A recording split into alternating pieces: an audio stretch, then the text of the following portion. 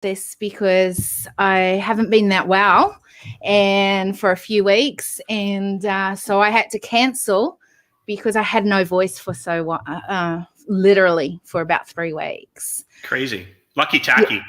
Yeah, lucky tacky. I was about to say lucky every human that almost has to listen to me all the time. It's a nice break. Are you at the lake? Or we are. Is it a lake, a river, a lake? It's a lake. It's a lake. It looks so beautiful. We're very blessed to be here. It's a private man-made lake. There's actually 3 of them. They all run parallel to each other, and they're designed just for water skiing. So is that right? Yeah. You spend a lot of your time water skiing, or when the water warms up. You watch everyone else water ski. No. I participate and I drive for my kids and drive for the neighbors' kids, and it's lots of fun. We are on the water often, at least once a day, sometimes 2 or 3 times a day. I love that. Yeah. Well, by the way, welcome to the decision table. Thanks for having me. We literally just have conversation. We just happen to turn, the live on, and if someone listens in or later it will be put up as a podcast, but we just want to have conversations. And I think, one of the interesting things, we've not had a conversation as in you and I talking like this, but we've been commenting and back and forth for a while now. And I think we've had some pretty interesting conversations over the last little while. So I was pretty keen to have a conversation with you here, and I'm excited about it today. Me too. I'm looking forward to see what it brings, where it goes, where it steers. I love that. And by the way, on the decision table, there is no judgment zone here. We literally just have whatever it comes out, wherever we go, we just go with it. And it's interesting because my philosophy around it all in this way is that I think that actually it's really important for us to have a different conversation. And unlike your comment yesterday, it's less about having it in private and it becoming more of our norm to have this sort of conversation in the world. I think that more than ever, this is the time for it. Tell me what your thoughts are around that. Yeah, I think it's coming. Like I said to you yesterday, you asked about how I have these kind of conversations, and I've been trying to take them remote and behind the scenes just for more from the feedback that I got, because I was when the pandemic started and all this stuff was happening a year and 4 months ago, I was pretty vocal about my position on it, and it was obviously like, there's something else is going on here. There's something fishy happening. There was a lot of hype and so forth, and I was very public with my views, which were contrary to the norm, contrary to the narrative we are being told. And now, I learned in that process to shrink and collapse my circle. And not that I still don't have the same views, but more along the lines of, I'm just going to be really cautious in who I have those conversations with, because I believe that, in times of stress, people get hyper emotional, right? And it becomes hypersensitive. And, I've had family conversations with my mom, my kids. I've got some older kids as well, like you. One saw things the way I saw things, and one didn't see things the way I saw things. So there's, it's like talking politics or religion at the kitchen table or at Christmas time or Thanksgiving or one of the big holidays, right? Sometimes there's just some things that shouldn't be talked about. And that's kind of the stance I took. I like I said, as probably 8 months, I was pretty vocal. And then for the last 8 or so months, I've been pretty subdued, pretty quiet. Yeah, I have to say, even on social media, you've been pretty quiet. And I like it when you're vocal. No, but here's the thing. Like, I think it's so easy, right, for us to go, we shouldn't do this or we should do that. And I think this is the issue, that where does it cross the line to the should or shouldn't? And if we don't make it more normal to have conversations, and I reckon that it's okay to disagree. I think that's part of having uncomfortable conversations, is that, we need to have these uncomfortable conversations, because if we stay comfortable, if we just do it like everyone else is doing it, then we turn into robots. And I don't know about you, but I wasn't designed to be a robot. I wasn't designed to not think for myself. And I don't believe anyone else was either. Yeah, I do agree with the sentiment. I guess for me, having been fairly public, and it was starting to affect the business relationships that I had, because some of my business clients viewed things differently than I did. And so, if I'm looking at it and it's going to affect my income, I'm probably going to deal with things differently. And that was the big one for me, was I saw that kind of going that direction with a few people. And I'm like, do I really want to risk that? I understand that, but let's break that down. Yeah. And so if it wasn't because of that, and you didn't have to worry about finances or whatever, because I don't know, like, would have you kept going on in that way? Does this absolutely? And it's funny because some of those clients have left now, and not because of my stance or my view, just because of timing and whatnot. And now in the last kind of month or so, I'm like, shouldn't I? How's this going to play out right now? For here in North America, at least, there seems to be a trend or a growing wave of the conspiracy theorists, which I think I'm tagged to be in the public eye, are starting to gain a little bit more traction, and all this stuff's coming out about what's happened with the virus and lockdowns, and still I don't know what it's like there for you. In Canada, it's ridiculous. That's part of the reason we came back here to the US, is that Canada's lockdowns are crazy right now. Wow. And there's no end in sight. There's no plan. There's no strategy. And we were.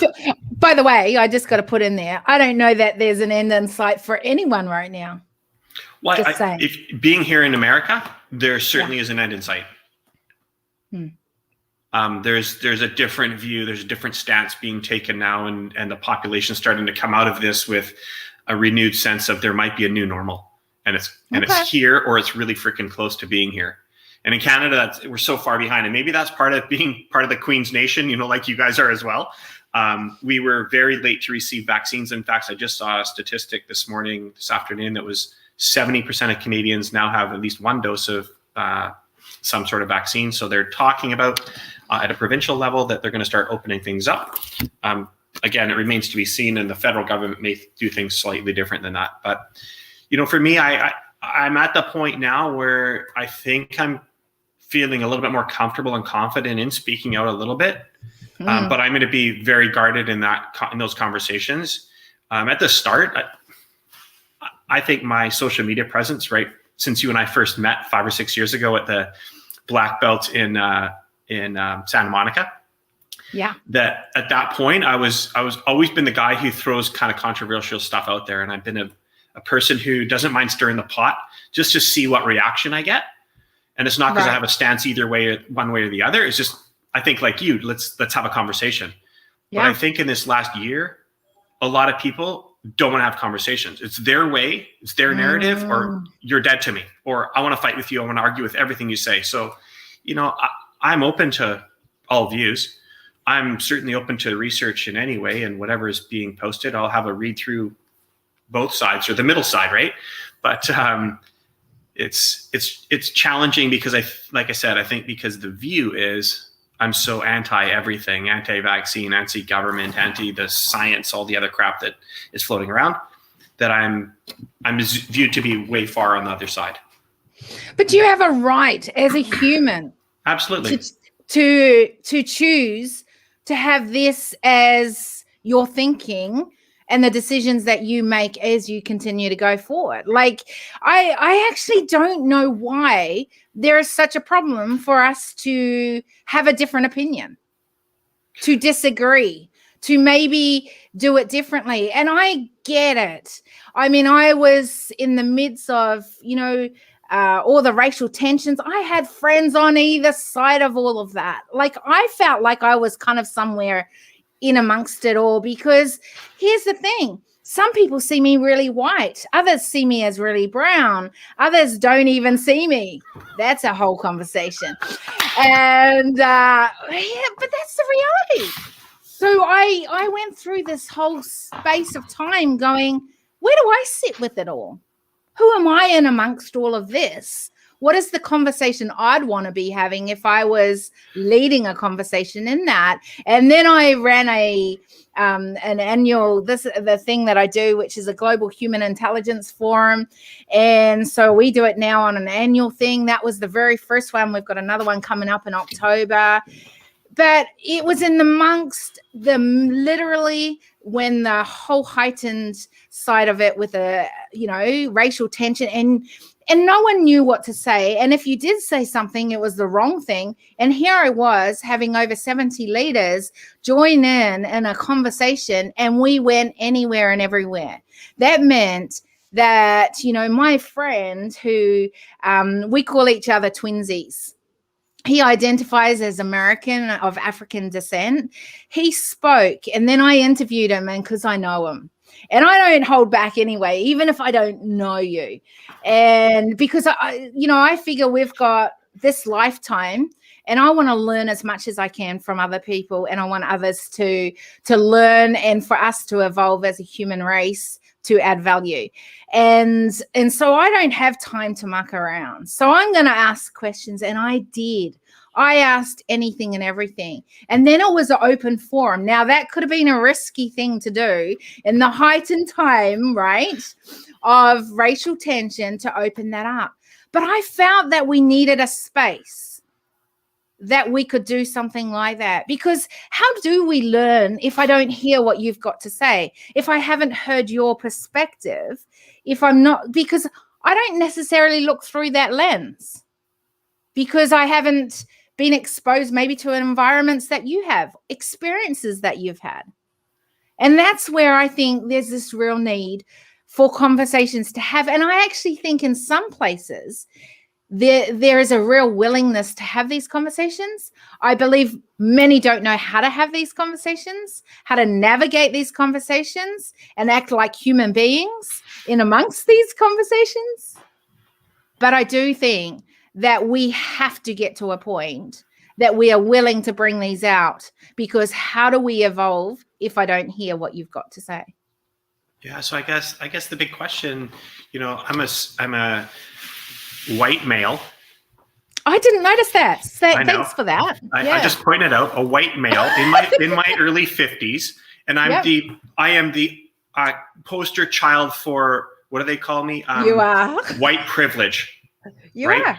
And I laugh. I really do. Those who don't know my story, I grew up in a family of mixed race. My youngest sibling, who I grew up with, was Native American mixed with Mexican. She was half Mexican, half Native American. What adopted when she's very kind of Asian native kind of look to her, dark black hair, dark skin. And we grew up together. Like, I was 6 when she was adopted. She was a year, and we grew up in the same household and raised in that environment. And when my parents separated and divorced in my late teens, my dad went and decided to remarry and have another family. I have 3 half Vietnamese siblings. So when people call me a racist because I'm white or because I don't speak out, I'm like, you don't even know my story. Like, you have not seen what I've seen. You didn't live where I lived. I grew up in poverty. My dad and mom worked very hard and provided, good things for us, I think. But I made a decision when I was a young man that I was going to live one step above where they were at. And I think a lot of where we come from and who we become is based on our background. And when I hear people use the race card or the color card or whatever it is as an excuse why they're being held back, I don't get it. I really don't. Yeah. But see, you say they don't know my story.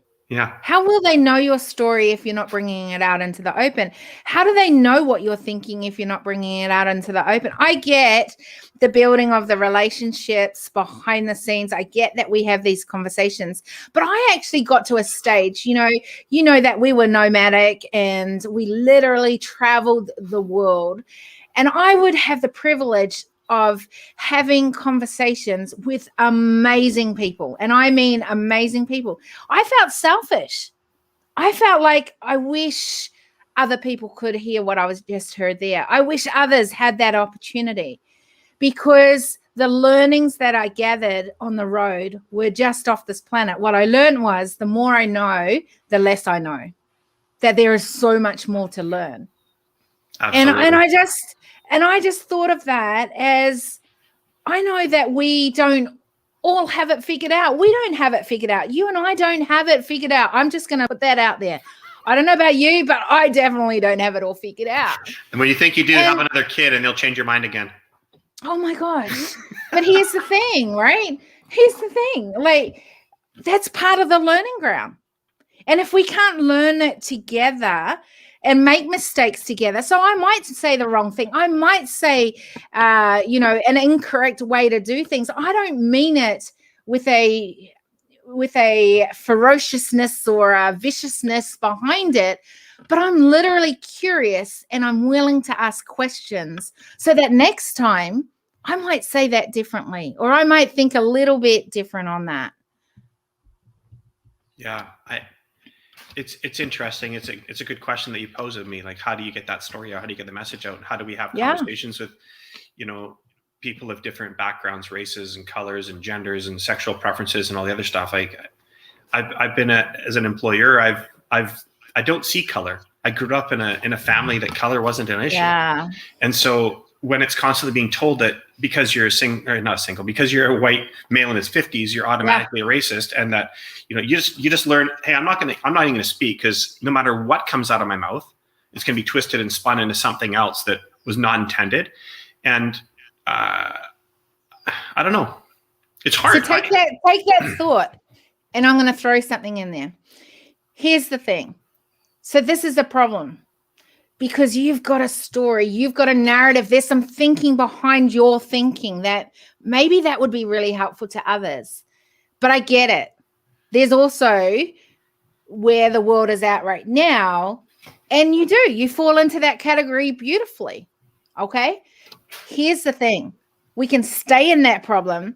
We can see that this is a problem across the globe, but how do we narrow that gap now from problem to solution? Right? And I think that's the bigger question is, okay, I can see this and this is happening. And so here's one of the things that I'm seeing. I believe that there is really, without any shadow of a doubt, a need for a new approach to leadership going forward. If this is a truth, which I believe it is from all the work that I've done, then I need to go, if I don't like where everything is, if I see this as problems, I've got to find some solutions and start moving towards it.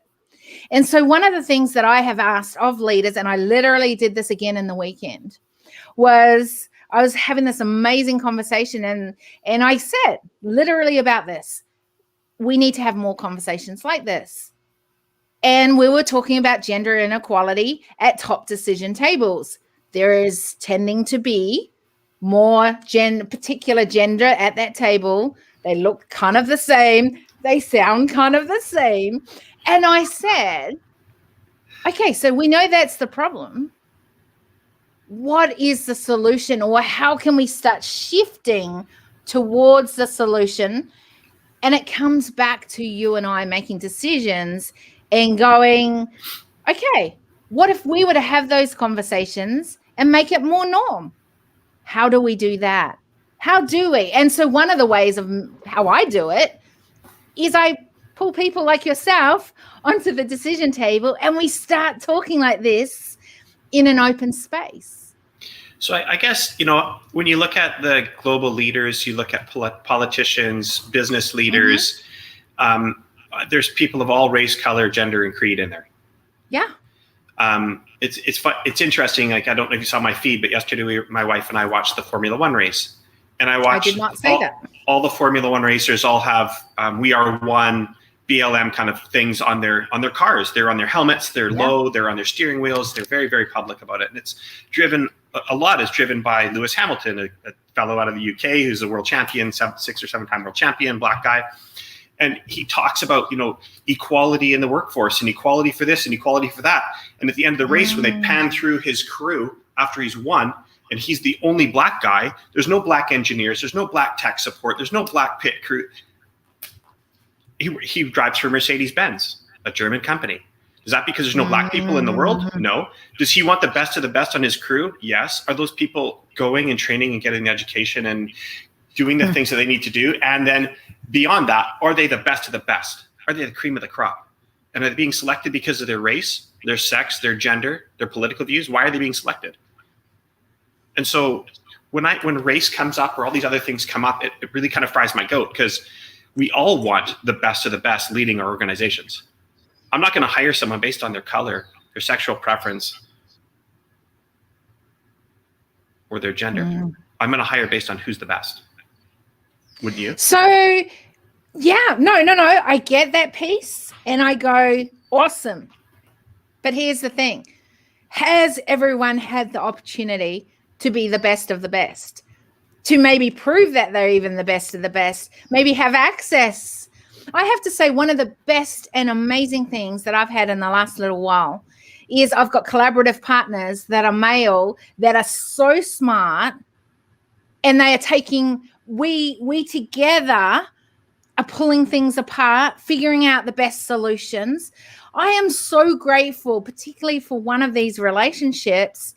His name's Jonathan Bates, and he's just such a legend. I love him to bits, like a brother. He, used to run teams and go in and detonate bombs, and he'd be the one to make it safe for the teams to come in. And like, he's just such a legend and a very, very smart, strategic man. And I am so thankful. Together, we're doing business acquisitions and looking at syndication things. And I am so grateful to have such an amazingly strong, very clever man on part of the journey with me, because I get to learn to ask questions. And he loves the fact that I bring a strength as a female, but also with my thinking, that we can combine those powers. But I ask so many questions because he's been in spaces I've never been in. I've never known how to be in those spaces. I don't even know what they're thinking. But I can tell you, as I get to know it, I would be very confident to go in many of those places now. And that's the piece that I go, I get it. We choose the best in those places. But what if those people have not had a voice in those places? What if they've not even been able to be at that table or be a part of the conversation? How do we now join that in there? So that's a great question. I think you summed it up with your past and history with him, though, is you found someone to connect with who had an area of expertise that you could leverage yourself into and get to the table. Mm-hmm. But you did that on your own. You didn't stand there waving a flag. You didn't stand there waving a flag. I'm a woman. Let me in. Because that never worked for me. That scared people. It doesn't work ever. I want the job because I'm a woman. I'm really torn. My third oldest child is 17. She's going to be in 12th grade next year and graduating high school next year, a year from now. And her lifelong passion is to become a firefighter. And outside of being a firefighter, she wants to be a welder.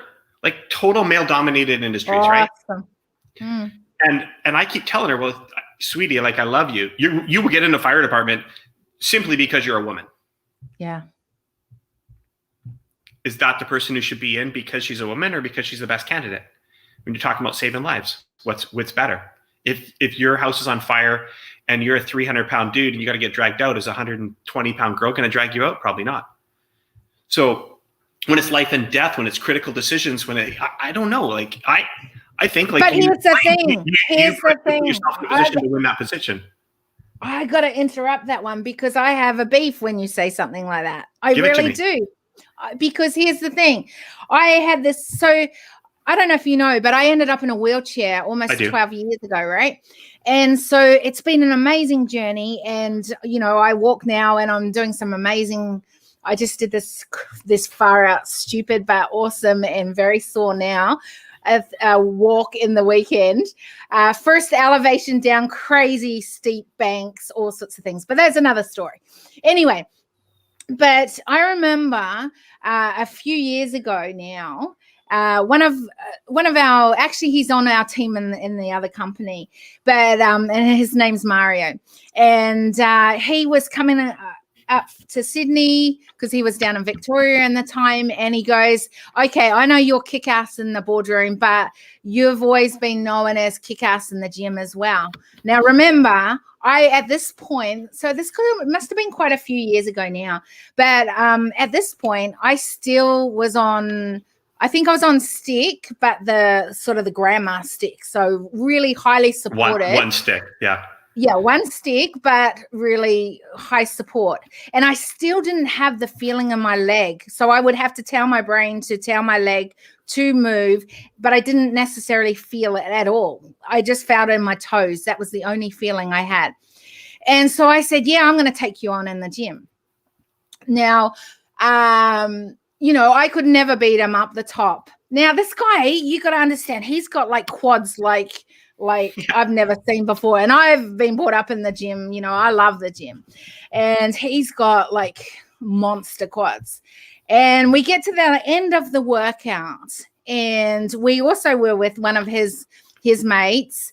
And this guy goes, okay, let's have a competition. We're going to do who can push out the strongest leg press. And I go, and he goes, are you up for this, Kerry Marie? Yep, not a problem. Yep, I'll do it. It sounded stupid, leg press. I've got one leg that's good. I'm with Mr. Quadman, who's like got like this beastie one, and then Mr. I'm determined I'll smash you out. So the guy goes, okay, I'll start first. His name's Sean. And he pushes it out. He's all out at 180. And he said to me, oh, this is my best thing. Hey, Kerry Mary, would you like me to put that down so that you can start from? Yeah. Do you know what my response was? No. Throw some more on. Let me start at 180 kilos. Let me push that out. Smashed it. And I said to Mario, I have to say before that, I said, Mario, do you need to have that put down? And of course, Mario's like, oh, if you don't, I guess I don't. And you should have seen his face. It was so funny. I pushed it out. Well, guess who won that challenge? It was me. You. Yeah. 360 kilos later. One leg press. Here's the thing. I was not going to be beaten. Yeah. And I didn't care what you put on there. I will press that out. I looked at this thing on the side of the wall. It was like this little glimpse of light. And I just focused on that. And I was like, okay, push it out. And Mario was out. And I pushed out 6 extra. And he goes, you would have just kept going and going. You're like my daughter. Right. She's exactly the same. She is a strong kid. Not a boy or a girl. Strong kid. It's got nothing to do with the fact that I'm female. And I don't care. And I hate the fact that then people go, oh, she's so masculine. I don't give a rip. I was born female. I am female. And I am a strong female. And I'm very decisive. And if I make a choice to do something, I will deliver on that. And I will do whatever it takes to deliver on that. Yeah. Does that make me, not the best for the situation? Who knows? I've not been in there. So how do I know unless I get the opportunity? No, I totally agree. That's what I'm saying. You've got to go in knowing that you're the best, and you got to give 110%. But I don't know that I'm the best. How do I know that I'm the best? Well, you're going to give it all you got to compete against whatever you're competing against, rather than standing there waving the flag saying, I know, but just give me the shot because I am a female. That's, I think, the pendulum, and we talked about this the other day, right? Yes. In the chat, is that there's this pendulum, and the pendulum swung from one side to the other, and it's still swinging to all this political correctness. And is there definitely things that need to change? Yeah, there's no doubt. Like what? What can we change? What is in our control to change? So I'm saying we need to have a different conversation. That's a starter point. So that's a great question. I don't know that I have the answer to. I think that it's swung so far the opposite direction that the people like me and lots more people like me currently who are holding back because they don't want to say the wrong thing for fear of repercussion. Oh, do you agree? Do you disagree? It drives me nuts that you have to hold back. But it's realistic. That's what's happening. You have so much wisdom. We can test it for 2 weeks. Let's do it on social media. I'll post everything I would normally post for 2 weeks, and you watch. My posts that I was posting at the start of all this, like a year ago, were lit up with people just ripping into me, ripping in. There was no, I love you. There was no, let's hear a different perspective. There was no, I post things that were like, hey, what do you think? And I get lit up just for asking the question. It's like, well, I have so much energy in my life and so much passion and compassion. I'm not going to waste it on people that are there to just shit all over people for posting a different view than what they have.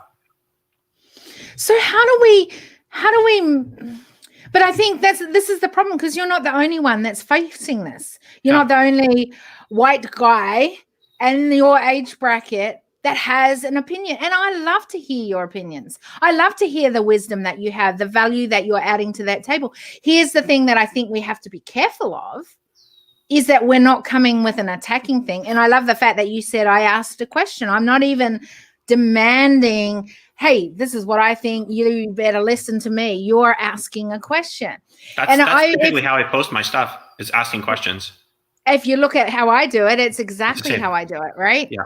And if I do have a really strong opinion about something, I'm really clear this is a personal opinion. And I am really careful in the way that I am kind of disruptive in the way that I'll bring things out into social media. But like I said to you, I don't have anything to hold back. And I will absolutely have a conversation with people if they disagree. Because that's what I want to know. But back it up. Don't just tell me you're wrong. Yeah. And I will push back on that. I don't care if you think I'm wrong. Just tell me what it is that you think and why you think differently. I'm okay with people having a different opinion than me as well. It's when the conversation turns into personal attacks. Nasty. Yeah. And it's the swearing and the cuss words and the personal attack at something. It's like, hey, that's not what I was coming here for. It's not what I'm intending to do, and I certainly am not going to play in that game. And I have blocked probably at least a dozen people over the last year. When it got really bad, it's just like, I'm done. Goodbye. You know what? So again, they're entitled to their opinion. So how can you use your platform to shift this, to change this? What's another way? What's a way that maybe is a baby step to getting some change happening until they realize? And I think this comes back to your story. You know, people used to say to me, you got to tell people more about your story. And I hated telling people about my story. Why?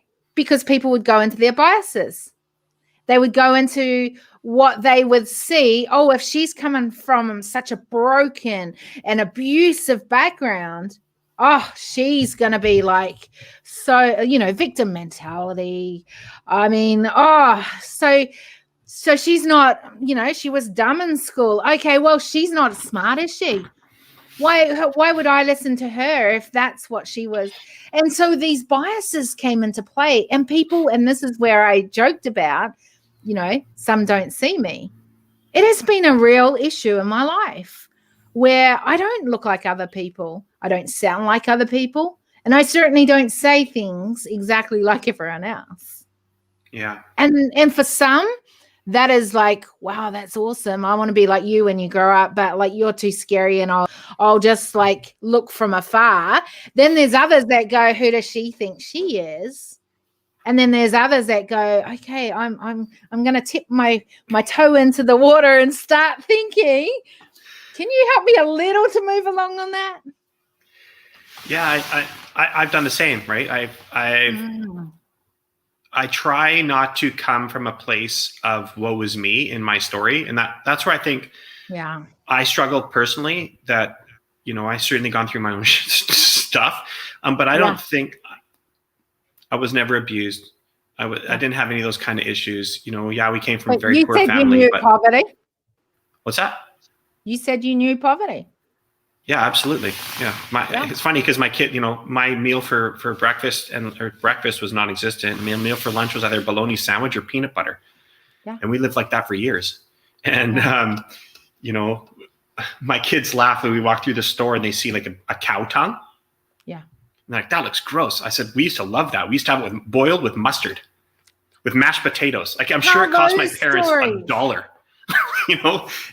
but I don't want to come across as that. I want to talk about what I'm doing now and how I'm looking forward. I think that's the same as you, right? But here's the thing, and this is what I've got told a lot, and I'm listening a little. So here's what I'm listening a little to this. And that is people need context. They need to see why this is so important to you. What I had to learn was, okay, if I wasn't that story, this is what it can be. And so I've had to go from one extreme to the other. And then what I'm trying to do is go, hey, realize I'm just an everyday person who makes decisions to not settle for status quo or to settle for less than what I believe is what I'm called to be or do. Right? And I'm the exact same as you. I think that's why we connected years ago, right? Is people of the same feather flock together. I know, but more of us, and it doesn't matter, like you say, what we look like, sound like, whatever. It's the fact that there's some real common thinking. There's some vision in what we do and who we are. That is the important piece. And I think if we can get more people who are excited about being who you're meant to be and that we are doing it more publicly, it has to catch on somewhere. Do you think that the population actually wants to follow in our pathway? When I look back and I look at the people that I talked to and have worked with and coaches and you talk about going into politics, it's like people Did you like that little dig in there? Yeah. Why don't you go into politics? No way am I doing that. I knew that would be your response, but I just thought I'd give it in there. Who I'm sure would love to blow me out of the water with all sorts of good stories. But I think people want to follow. They don't want to lead. Yeah. And so if we're trying to build more leaders, and less followers, it's the 80-20 rule, right? There's only 20% of us that want to lead, might even be less than that. And when the 80% just want to follow, how do you try and convince them that they should be leaders? Because that's really what has to happen. We just need more leaders in general. We need more people not accepting everything that's thrown at us in the media or everything thrown at us from the government, and do more exploration and do more reading and more learning and all the other stuff. Because imagine if there was a whole lot of people doing that, leadership in government would have to listen. To me, that's not like genius thinking. It's just, that's the reality. Why don't we become, instead of the minority in this way, that we become the majority and we join together and more of us choose to be, moving towards this as a solution. Now, here's the issue, and I think you've put it on there beautifully, is that there are many that want to follow, but not many wanting to lead. And I think when I talk about the need for a new approach for future leadership, I believe we need more leaders who are willing to lead. I really do. And willing to pioneer what the new norm can be or could look like. But the people that want to lead in a government, from a government perspective, in my opinion, in my experience, is that they're in there for self-serving reasons. They're not in there to lead to help. They're in there to lead to grow their own net worth. And if you look at at least here in North America, you look at the politicians that, have been civil servants their entire life and have net worths of 20, 30, $50 million and growing exponentially. How does that happen when you make $100,000 a year? Because I can't do it and I make a lot more than $100,000 a year. So here's the thing. How do you separate that? We need a revolt. We need where there's a bunch of us coming together that are willing then to step into that sort of role. That's where I challenged you. And I said, so it's a problem, right? Yeah. You going in government? Are you going to go in leadership? But I joke about it, but in the same way, I don't joke about it, because I go, are we willing to be part of that solution? So I guess the question becomes is, coming back to the 80-20 rule, does the 80% really want change? Do they really want to be led?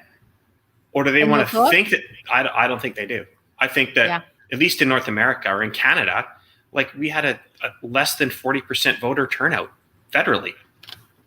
People don't give a shit, because they honestly believe that no matter how they vote, it's not going to make any difference, especially in the West.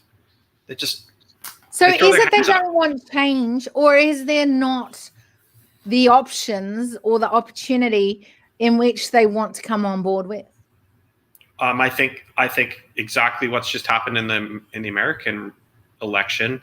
They're afraid of smear campaigns. It's the same thing. The same reason I won't go into it. I don't want to be involved in a smear campaign. I don't want to have my kids going through that shit. I don't want to be in a position where everything I've ever said in social media, and there's a lot of stuff they could dig up in social media in the last 12 years that would make me look like the total typical 50-year-old white male, right?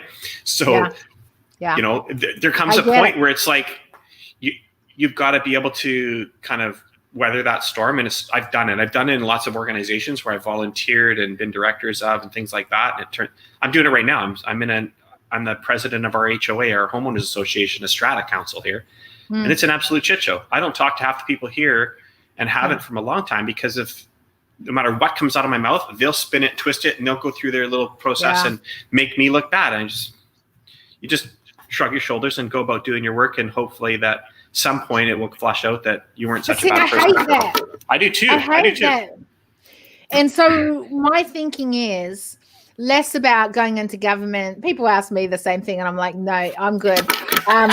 And so you're pushing me to do it, even though you won't. Yeah. Well, I don't know that I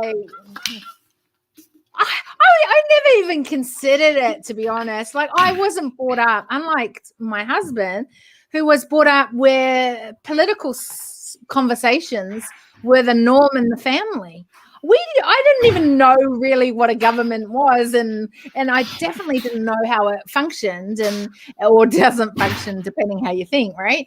And so it was not something that I was even on my radar, right? So, and I don't know that it still is on my radar, because, and here's the thing that I never say no to something. I just say that's not on my radar, right? Like at this point, because I think that the change is around the fact that we, as a collaborative of leaders that can start working towards the solution, need to come together outside of those walls at the moment, because we have so many systemic systems that are broken. And if you're going to go into them, that's a hard slog. And I don't know that that's necessarily the easiest way to do it. I don't know. Like, I actually think that's really tough. Now, if we could build up around more like a movement side of it, which is what I'm trying to do with the leaders movement, which is get leaders across the globe starting to have these conversations, starting to come together and going, how can we do that more? I think if we could do that in numbers, and then you go into some of these things, not alone, but together, I think we could bring some change, and it wouldn't be as hard as it would be if we were individuals. Now, this is not an overnight solution, but I hope that it would bring, hope to the generations to come, because otherwise we're leaving behind. If you feel like that, if you have to walk away from things like that, what are we leaving behind as footprints for the next generation and the generations to come?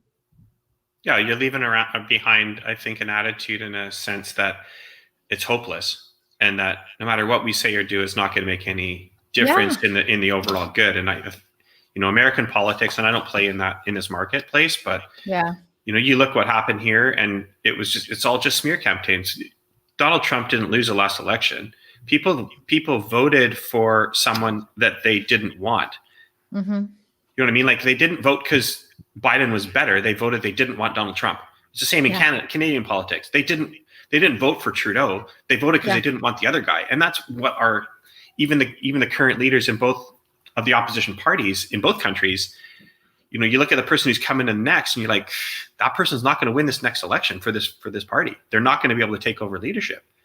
And when you see what's happening at least over here, when you see the likes of people that have big, deep pockets and who are controlling the freedom of speech, the freedom of communication, what we say, how we say it, when we say it.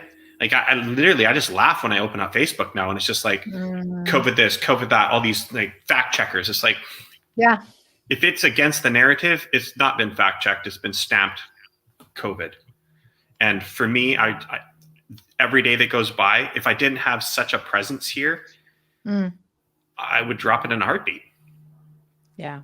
If there's another platform that you could go to that allowed people to speak and say what they want, when they want, and how they want it, whether someone agrees with it or not, that's shit. Yeah. So, being in a position where you gather a bunch of global leaders and we get together and you have, conversations and you try and take it to the next level, do you really, I don't know. My view is, I think we're too far gone right now. I think some serious shit's going to have to happen. And I go, if that's a truth, then that breaks my heart. And I go, let's just give up right now. I don't think it's a total give up. I think right now, and that's what I said to you in the behind the scenes when we were talking online a couple of days ago, is that I think right now things are too raw. It's a burn, right? Like you've got this big scalding 3rd-degree burn. You peeled all the layers of skin off, and you're trying to go in and scrub it. Well, is that really the best thing to do right now for that burn? Probably not. Is it probably to find some ointment that makes it better and eases the pain a little bit, and have some polite conversations and kind of talk quietly behind the scenes, and then build the movement behind the scenes? For sure. I think that there's going to have to be a whole lot more bad shit before the good shit can come through. That's just my personal opinion. No, I hear you, and I think there's a lot of truth in what you're saying in that. I really do believe that. But I also go, it's a bit like that leg press. I always believe there's a solution if we're determined enough to want to have that solution. And I think that going back to some of the things that we've talked about, that, leaders, if they are leading, there's ownership to going, what do I and can I control that then brings solution rather than adds to the problem. I think there's still ways in which, even if I'm trying to think of this in a way, but even if it goes against the grain and upsets people, we still have to be able to say, and for humans to have a right to vocalize what you think, and whether it's right or wrong. It's right to you. It's what's important to you. And as long as it's not pulling or like, I'm not talking about the fact that I have the right to ruin other people's thinking and their thoughts and who they are and all that. That's not what I'm talking about. But I think that as long as I'm allowed to have a voice of some sort, I need to have a voice of some sort and use whatever platforms I have to voice that. And I think as leaders, we actually now have a responsibility more than ever, even amongst it. And even if there's more crap to come, I still think we have a responsibility to use our voice. So have you been blocked yet or banned yet? No, censored yet? Never. I haven't either. And I've always wondered how the heck I haven't, because, dude, I've had some pretty full-on conversations in the open platform. I haven't had it happen to me yet either, and I'm tempted to do it to see how far I can push. I really am. But once you're flagged, once you've been blocked. But I don't want to be, honestly, I don't want to be blocked. I don't want to be flagged because, I've been able to get away with stuff, but I say it obviously in a way that has not been too bad. And that is actually what I want more than anything. Are you more guarded today than you were 6 months ago? Nope. I'm less guarded now than I've ever been. Interesting. Okay. Yep. Less guarded. And that is because I think as long as I'm able to have a platform and be able to have a voice, I need to have a voice. And I want to give as many people a voice on that platform as I possibly can while I can. So that's kind of my thinking around that. So no, actually, I'm more vocal now than I've ever been. And I don't hold back on anything in the front of it. And I don't care. Like, if people don't like me, I say, that's okay. Like, we're not the right fit. And I'm okay with that. But I think we need to be okay with that. I think we need to have, and that goes right back to those, the conversations that we've had today around all of these different points, is that we need to be comfortable with the uncomfortable conversation. We need to be able to have conversations where, as we're talking it out, going, yeah, I'd be willing to do that. No, I'm not willing to do that. And that's okay. But I think it's important that we have room and space to be able to have this kind of conversation where we're back and forth on it. I think it's really healthy. I think that as we are willing to do this as leaders across the globe right now, that it shows how easy it is for others to be able to do it as well, like it role models. But I think that it comes back to this, that there's problem and solution. There is a gap between that. And if we're not careful, we're adding to that gap and it's becoming wider and wider. I do really believe that. And for us to narrow that gap, we've got to shift things forward, no matter how small those steps may be. But we need to keep, or otherwise there is no hope in the future for the next generations. And I do not want to believe that as a truth. Yeah. And the other side of that is, if we are to narrow that gap, if we know that that is part of how we can move it towards solution, what are we, and that's the lens I'm using in this next series of conversations on here, is what's the lens of ownership that you're going to take from that? Like, what are we going to go, how do we own that and what we're doing and who we are? Because I think now that we're aware that this is all happening, this is the conversation, this is what's going on, it has to come back to us as an individual going, well, what am I going to own? How am I going to do this? And what am I willing to do as we continue to go forward? So from our conversation today, what are you taking from that? What are you going to own? What are you going to do differently or think differently or do more of? What is it? What is it you've got from this? Well, I think that there's a couple things that you just said there that kind of struck a chord. One is that ownership and responsibility and accountability are massive. Yeah. And I believe that I'm a person who lives in those three places very consistently. Yeah. And I try and impose and enforce that on people around me, that, my kids, my family, my clients, the people, friends, that they live in that same kind of place of ownership, accountability, and responsibility. And so coming back to what your original question was, what am I going to do or how am I going to do things differently? I think I said I'm going to test some stuff here in the next couple of weeks and see what happens.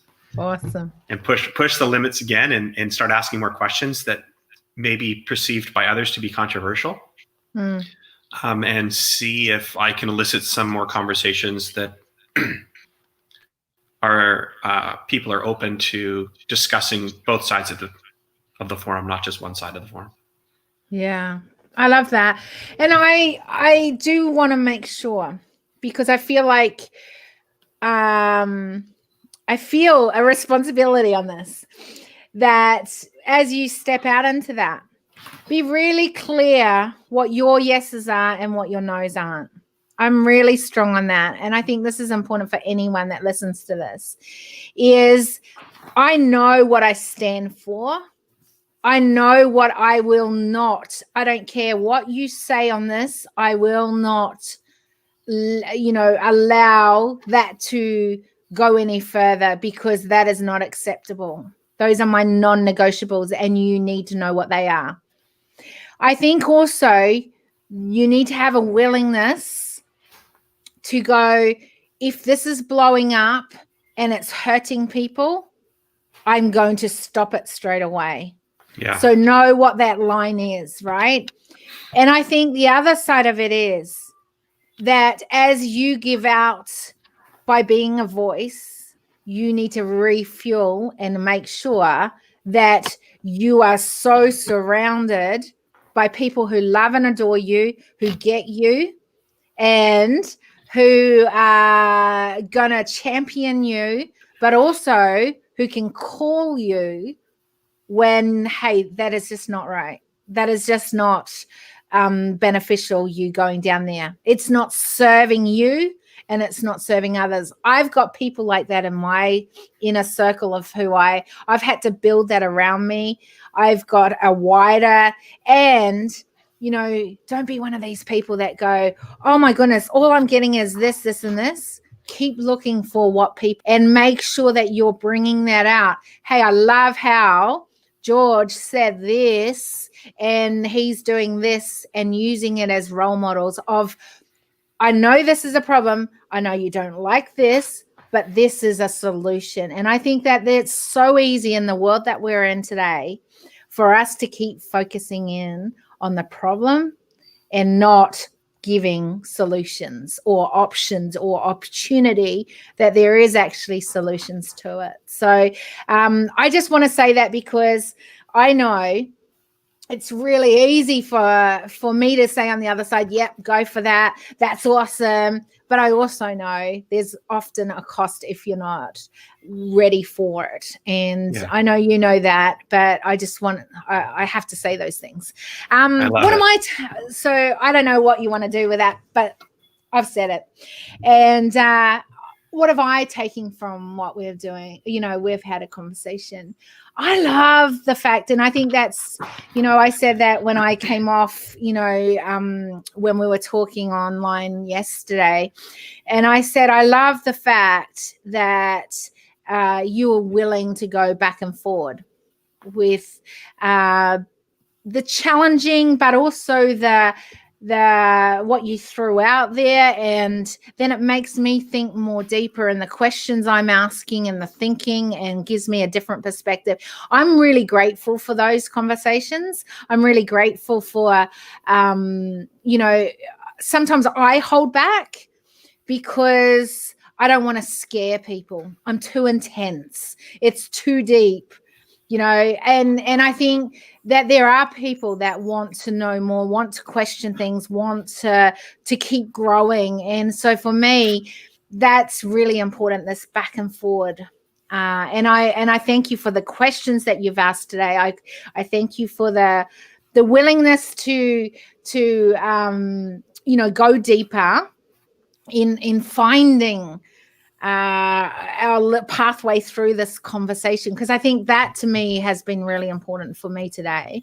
This is tricky, and it's something I'm navigating right now. Is with the leaders movement, how do I build that out? I'm an introvert, so the fact that I struggle with this leaders lead, I can lead, but I like being the silent leader behind other people and supporting other people in a lot of ways. And so for me to step up as a leader and continue to keep stepping up and to build momentum, it's these conversations actually excite me, that there are other humans really wanting to do it more, and given half a chance, have so much. Don't ever forget how much wisdom you have to add to the table. And don't let color, gender, any of those things stop you from adding that. I really want to encourage you in that. Okay, so here's the other thing that I haven't done, and I know we're almost out here, but I wanted to make sure we direct. If anyone wants to know more of who you are, what you're about, where do they go? CoachKyle.ca. That's it. Super simple, right? Super simple. I love that. No, but I think that it's important. And I think, that there are people that love what you're about. And you're doing some amazing things in the work that you do do. And, so I wanted to give you that opportunity. Thank you. Is there, sorry, you were going to say something? It was great to connect. I'm really glad that you invited me on today, and it was a great back and forth, like our conversation yesterday behind the scenes. Like I said, I do enjoy that, building more relationships, closer relationships with the people, and then getting a chance to speak your voice. So thank you for letting me do that today, and I will take a lot of what you said and kind of internalize it, personalize it, and turn it back around and back out into the marketplace. So thank you. I love that. That's the best. Well, thank you. Is there anything you want to leave? Is there a droplet of wisdom that you've gone, oh, I wasn't able to say that, and I wish I could have? Nah, I'm good. You're good. I'm good. All right. I'm gonna end this live conversation. Don't you run away quite yet, though. All right. All right.